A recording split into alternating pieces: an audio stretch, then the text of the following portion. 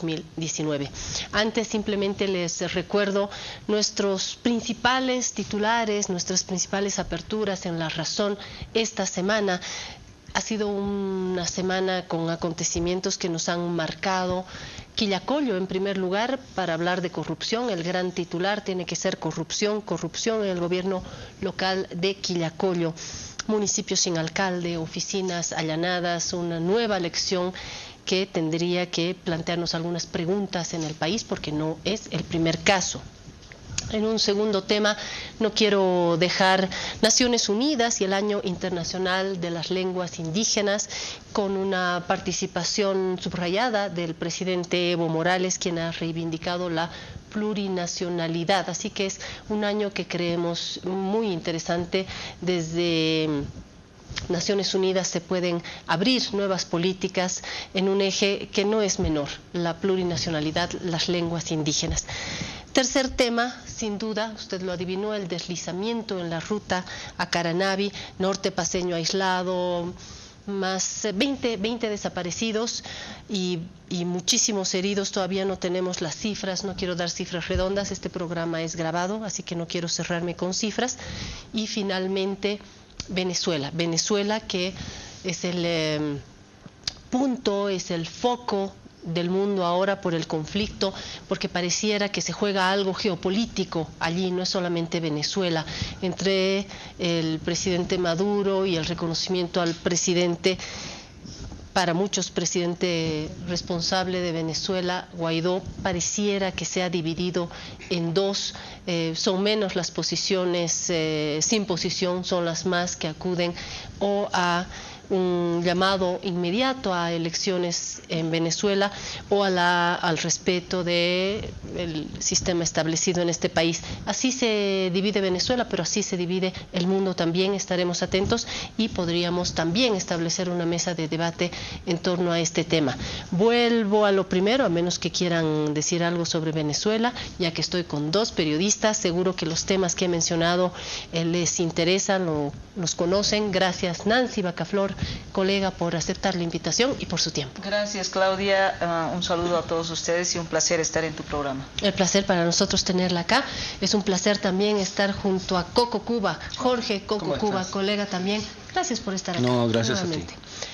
Gracias a ti, de todas formas. Caranavi, complicado, ¿no? De repente ustedes me pueden aportar con detalles sobre las búsquedas, pero no se puede decir más. Ha sido una tragedia que esperemos también que sea una lección para evitar. No sé cuán evitable puede ser, pero sin duda ha sido la página negra esta semana, ¿no, Nancy? Totalmente, en realidad el fin de semana, ¿no? Porque el hecho ha sucedido el sábado en la madrugada y bueno, ya se ha venido desenvolviendo todos los acontecimientos en torno a ese tema, pero no solamente Caranavi, sino que se ha empezado a extender producto del mal clima, los desastres, ¿no? Inundaciones, deslizamientos, ¿no? Y como consecuencia de eso, obviamente, damnificados, familias damnificadas, afectadas, pero sin duda lo más triste, ¿no? Lo más conmovedor, lo más grave se concentra en Caranavi, porque estamos hablando de más o menos ahora, jueves, de 15 muertos, 20 desaparecidos,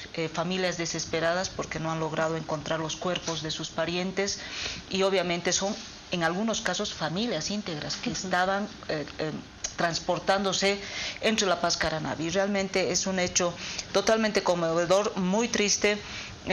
Sin lugar a dudas siempre hay cosas, yo creo que posibles de hacer para evitar esto. Obviamente no vas a poder evitar la lluvia ni estas inclemencias del tiempo, pero en infraestructura de pronto es posible todavía hacer algo, que será, me imagino, algo de evaluación del gobierno, ¿no? Y de las instituciones que están involucradas en el tema, pero sin lugar a duda es uno de los temas más graves que ha ocurrido a lo largo de esta semana.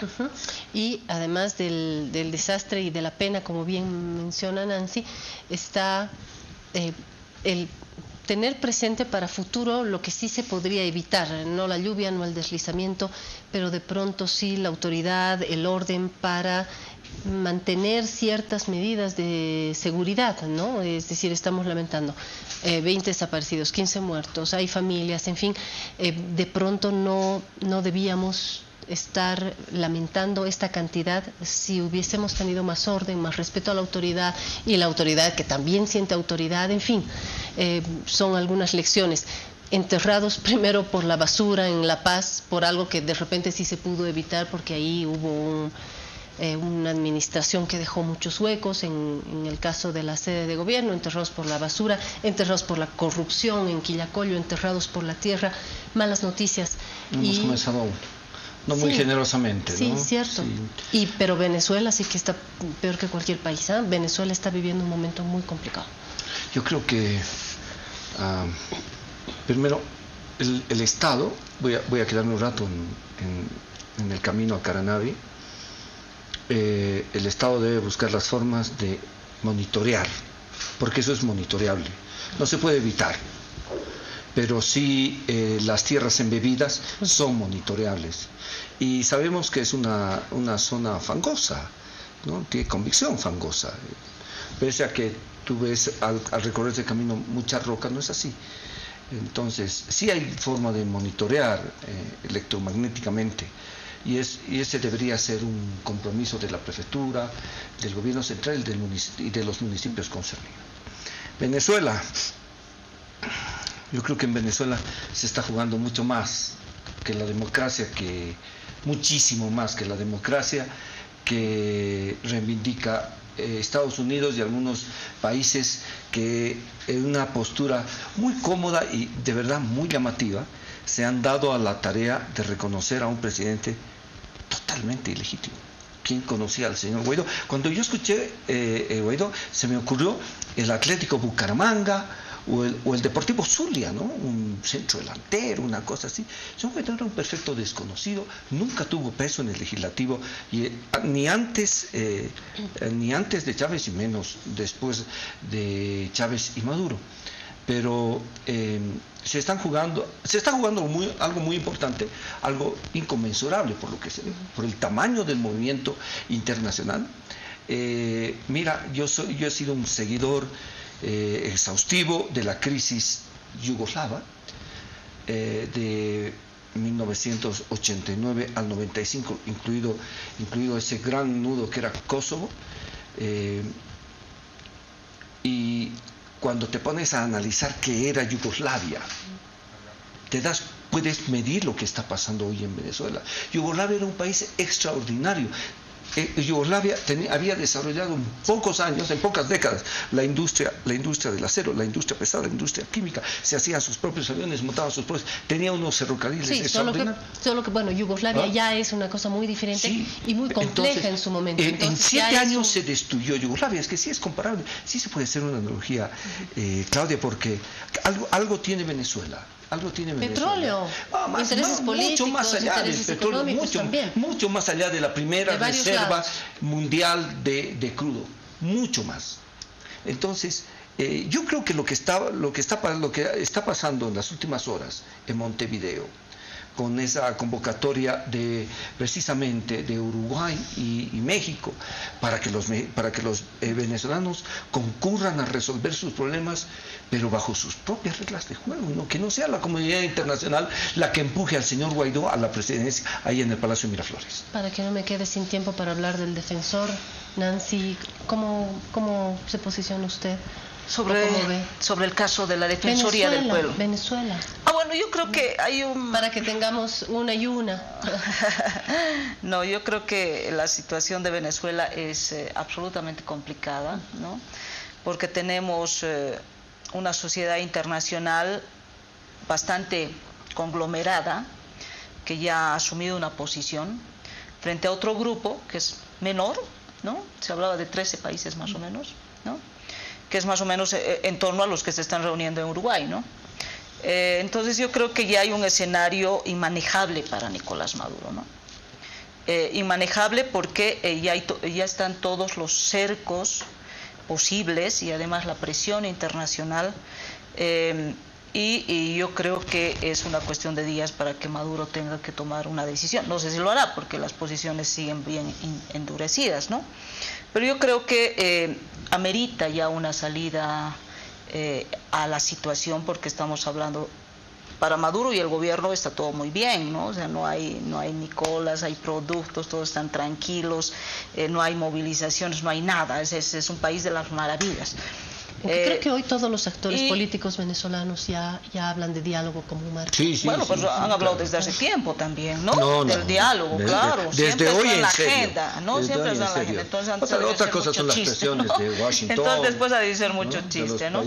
Pero en todo caso yo veo eso, ¿no? Es decir, que ya hay un escenario demasiado complicado, ya no está solamente Maduro en torno a ciertos países que criticaban al gobierno, sino ya hay una comunidad mucho más grande, mucho más extendida y una presión mucho más fuerte para que también la gente empiece. Y yo creo que con el tema de la ayuda humanitaria es posible que se cree un conflicto interno mayor, ¿no? Porque, bueno, se va a dividir entre la sociedad esa es una medida que política, quiere, ¿no? Es una ayuda. Entonces, no, yo lo pongo como ayuda humanitaria. Tiene ese rótulo, pero no. Claro, y tiene su sentido político. Hasta aquí fue el calentamiento, qué bien. Calentamiento, claro, sobre Venezuela, sobre la tragedia en Caranavi, en fin, ha sido la introducción. Hoy venimos a hablar del defensor del pueblo y, como decía en un inicio, no solamente sobre la renuncia del último defensor del pueblo, sino sobre el papel, sobre la institución. ¿Estarán ustedes de acuerdo conmigo en que la primera página fue hecha con mucho detalle, con mucho trabajo?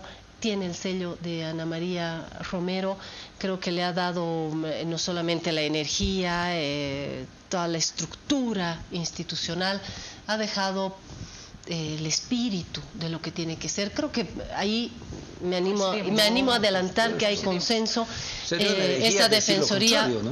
Ya lo demás, los otros defensores, desde Waldo Albarracín, que parece que entró, bueno, salió de Derechos Humanos, pero entró en una institución ya que era muy grande, porque era muy grande el proyecto que había sellado Ana María Romero, y los otros tuvieron, bueno, más simpatizantes, menos simpatizantes, pero creo que este último defensor con la salida que deja, no diré que pone en crisis a la institución, porque la institución es muy grande, pero sí nos deja un desafío como bolivianos para que esta institución no flaquee y sea uno de los pilares del equilibrio que tanto necesitamos, ¿no?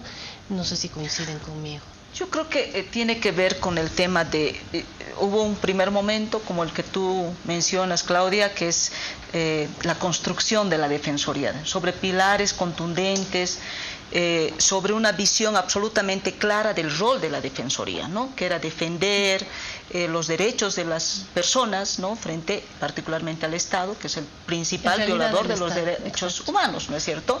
La policía y todas sus instituciones. Creo que había una visión absolutamente clara, ¿no? Lamentablemente, con el tiempo, y yo creo que ha decantado en esta gestión de David Tezanos Pinto, una crisis, una falta de credibilidad, una falta de visión de lo que era la Defensoría del Pueblo, para qué había sido concebida la Defensoría del Pueblo. Y ahí yo creo que tiene que ver con un tema central, que es la forma en la que se ha elegido. Porque yo creo que son las personas que contribuyen a la construcción de las instituciones, ¿no es cierto? Es decir, y aquí lamentablemente la forma en la que ha sido elegido el señor Tezanos Pinto, con ribetes muy fuertes de su inclinación por el gobierno e incluso en su misma posición en varios de los casos que han salido producto de una intervención del Estado y de sus instituciones sobre temas muy complejos, dígase Illanes, dígase otros, ha empezado a poner en cuestión el rol de la Defensoría del Pueblo, el rol de David Tezanos Pinto, y lamentablemente ha terminado saliendo con un hecho como este, que es tan doméstico y tan, diría yo, tan un poco grosero en términos de utilizar una entidad como es la Defensoría del Pueblo para un tema absolutamente personal e individual. Yo diría que tiene que ver con esos aspectos, que se ha perdido la visión, se ha perdido, ha entrado a tal nivel de estar al servicio del gobierno, por la forma en la que se elige. Ni siquiera David Tezanos Pinto era el primero en la selección de candidatos, ¿no? Habían otras personas quizás con mejores currículums, con mejores perfiles, que han sido simplemente apartadas por el partido de gobierno en la Asamblea. Entonces, yo creo que ahí está el meollo de la cuestión y que el gobierno ha perdido el sentido de decir estas instituciones hay que respetarlas. No, yo diría lo último, ¿no es cierto?, que lamentablemente allí nos confrontamos ante una situación que me parece fundamental. En este tiempo en el que los derechos humanos, como en el pasado, debieran ser defendidos, se los pone más bien en cuestión, ¿no? Simplemente subrayaría que el defensor está, porque hay mucha confusión a lo largo de estos años, pese a que ya son varios años de la Defensoría del Pueblo, que está ahí para defender los derechos de los ciudadanos ante el Estado. No porque sea el Estado el principal violador, ahí no coincido con Nancy, sino porque esa es la función ¿no? Hay muchos núcleos de violación. Los informes dicen eso. Pero lo que dicen los estatutos, lo que dice, a ver, el origen de la función es la defensa de los derechos humanos ante el Estado, ¿no? Pero no porque el Estado sea muy malo, sino porque así lo delimita la institución. Aunque hay que ver que hay algunos espectros en los que sí puede intervenir el defensor del pueblo. Pero es interesante, hemos ido, fíjense, de la primera defensora de Ana María al último, a David Tezanos. ¿Por qué no agarramos también el intermedio, ¿no? Desde Albarracín, Villena, resaltando también esa discusión política en torno a no nos podemos deshacer del carácter político de ni de la elección ni de la persona. Ana María, por mucho que la querramos como periodista, como defensora, en su momento tenía su inclinación. Y le han dicho masista, le han dicho derechista, le han dicho de todo, pero bueno, ya sacando la evaluación sería bueno. Coco, Nancy hizo énfasis en Tezanos, pero no sé si usted tiene una mirada así del conjunto. Yo tengo ¿Qué impresión una tiene? mirada transversal de la Defensoría. Cuando Nancy hablaba de que esta Asamblea Legislativa, que controla por 2/3 el gobierno del presidente Morales, se ha equivocado, puede y no tener razón, porque no hay un solo gobierno en la política mundial que elija una persona que ha de adversarle, ¿verdad? Si nos remontamos a 2003, el señor Sánchez de Lozada sacó de la Defensoría se hizo un flaquísimo favor, por supuesto, ¿no? A la señora Ana María Romero. Terminó su gestión en realidad. Sí, terminó, ¿no? pero pudo haberla, si se trataba de una pureza, de un dechado de pureza en la política. Esta es una gran defensora, y venga pues, pero no le convenía, ¿no es cierto? No le convenía, evidentemente, porque, ¿sabes qué, Nancy? El Estado no es en sí mismo un violador de los derechos. El Estado tiene un instrumento que se llama el uso legítimo de la fuerza, o el uso de la fuerza legítima, a través de sus fuerzas uniformadas. Entonces, evidentemente, siempre va a ser el Estado, por antonomasia, una suerte de adversario de los derechos de los particulares. Entonces, si vemos desde esa perspectiva, evidentemente el Estado no hay caso de encarnar al Estado. Los pensadores del siglo XVIII... Solo que en los ejemplos, pero en los ejemplos, si miramos las estadísticas de los casos, más que porque el Estado tenga la fuerza de la policía y la legitimidad de esas fuerzas de las que usted habla, es también porque la burocracia, porque es decir, claro, no es solamente Estado, pues, porque hayan fuerzas armadas y legítimas, claro, sino porque hay muchas violaciones dentro del Estado de los derechos del ciudadano. Estoy de acuerdo, para eso se constituye el ombudsman, ¿no es cierto? El ombudsman. Bien, pero lo que hizo Sánchez de Lozada fue meterse un tiro en el pie izquierdo, ¿no es cierto?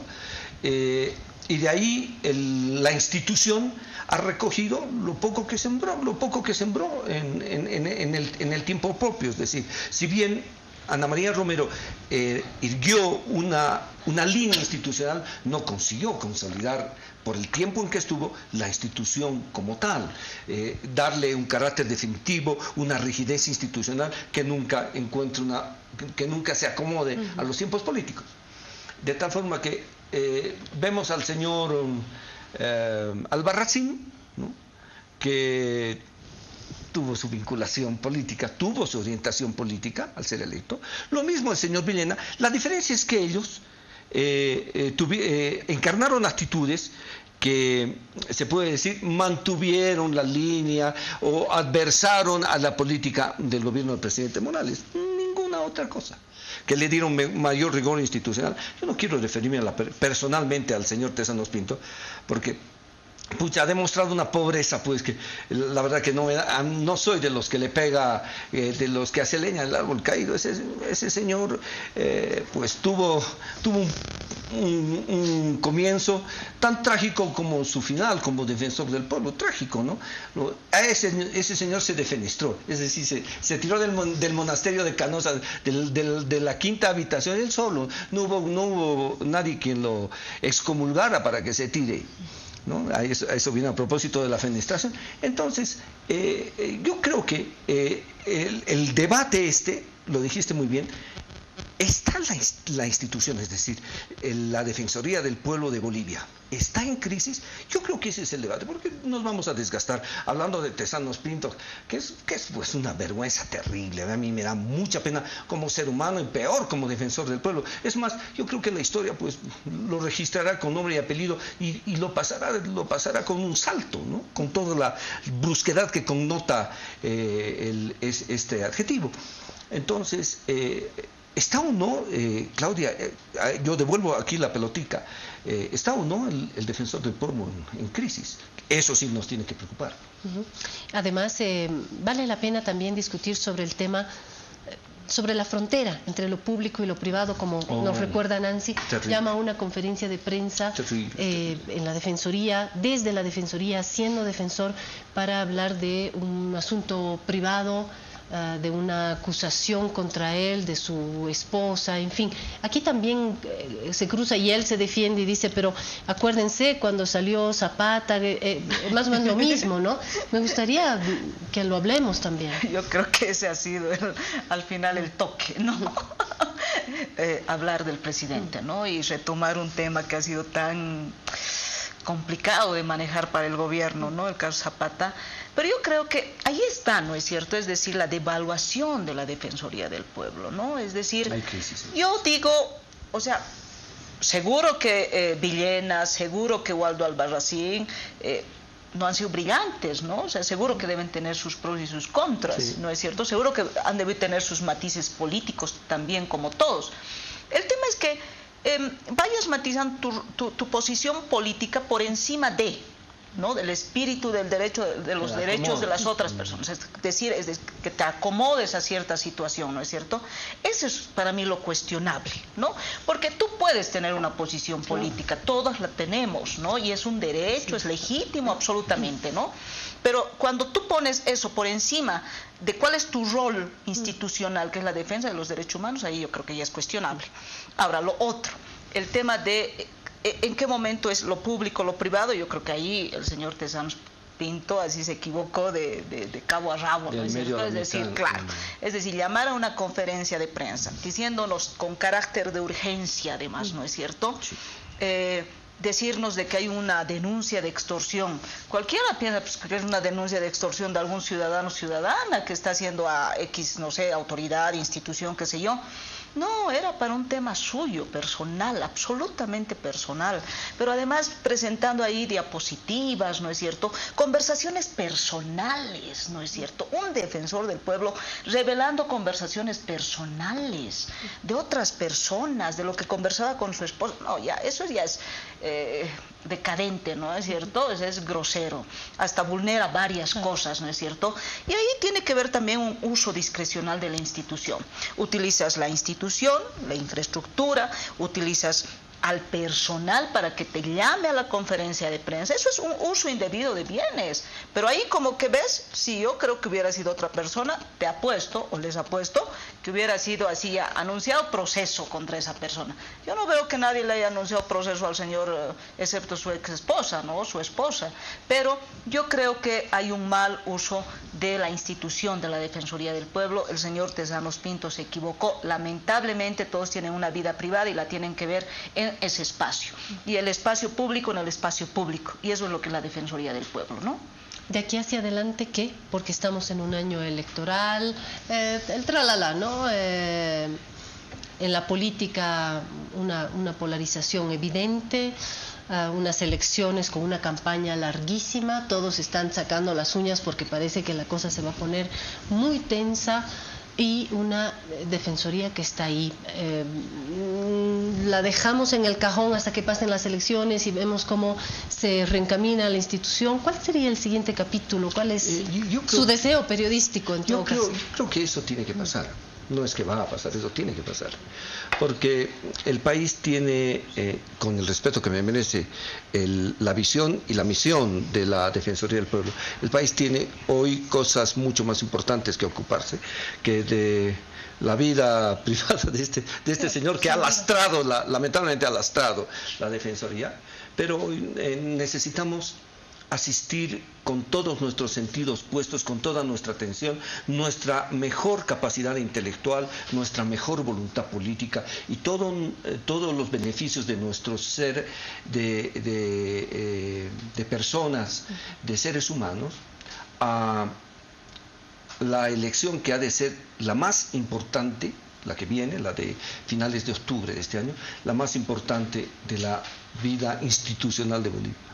Yo decía deseo periodístico porque desde los medios podemos, no voy a decir empujar, pero por lo menos sugerir una vía que sea la más adecuada, esta preelectoral en una institución que es fundamental. Yo creo que la Defensoría, y ahí no comparto con Coco, es que no se puede postergar. Aunque yo digo, ya volver a elegir como se lo ha elegido a Tezanos Pinto, yo no creo que valga la pena, ¿no es cierto? Es decir, pues sí, más o menos, ¿no es cierto? Estás entre este y la necesidad de una defensoría, ¿no? De un defensor, ¿no? Yo creo que, como tú dices, se vienen tiempos muy difíciles y no tienes una institución donde ir. A la Asamblea Permanente de Derechos Humanos la han intervenido, siempre está acosada, ¿no? Entonces, ¿dónde te vas a quejar como ciudadano? ¿A la justicia? ¿Al Ministerio Público? ¿Dónde te vas a quejar? Entonces, yo creo que hay una ausencia de instituciones que puedan defender y que el ciudadano se siente totalmente indefenso. Pero claro, ahí, a elegir ahora, como se lo eligió a Tezanos Pinto, yo no sé si valga la pena o esperas hasta el próximo año, pero sin lugar a dudas hay una necesidad de una institución. Bueno, pero ahí tienes un interregno, primero, que no es una ausencia, es un interregno. Y segundo, ahí tienes una persona que se ha de encargar de la defensoría. Entre tanto, nombres. ¿Se animan a lanzar 1 o 2 nombres de personas que podrían funcionar bien? No, yo ahorita no se las juega por nadie. Ahorita no. Hay que procesar, ¿no? Hay que procesar la cosa. Bueno, hay que empezar a procesar porque creo que es una institución que hay que tener ahí en el medio de la cancha. Para la próxima etapa de este tu programa, esto de la publicidad de lo privado es muy importante que le demos de cara a nuestra sociedad. ¿No podemos volver a hablar? Sí, nos podemos que no quede ahí porque todos ven este episodio de Tezanos Pinto como que hay penas bien y hay que dan pena, ¿no ve? Entonces, ahí debería, pero abordarlo, la privacidad, la publicidad de lo privado, muy importante. Sí, yo creo que hay que abordarlo. Gracias, Coco Cuba, gracias, Nancy. Gracias a ti, Claudia, por esta discusión periodística. Seguimos en el segundo bloque. Lucía Sauma va a poner la lupa en el fútbol. Estamos con Villegas, manos a la obra, mesita deportiva para algo que también nos interesa y a ver cómo nos va en la selección. Hasta aquí no nos ha ido muy bien. Vamos a ver qué perspectivas hay. No se vaya, por favor.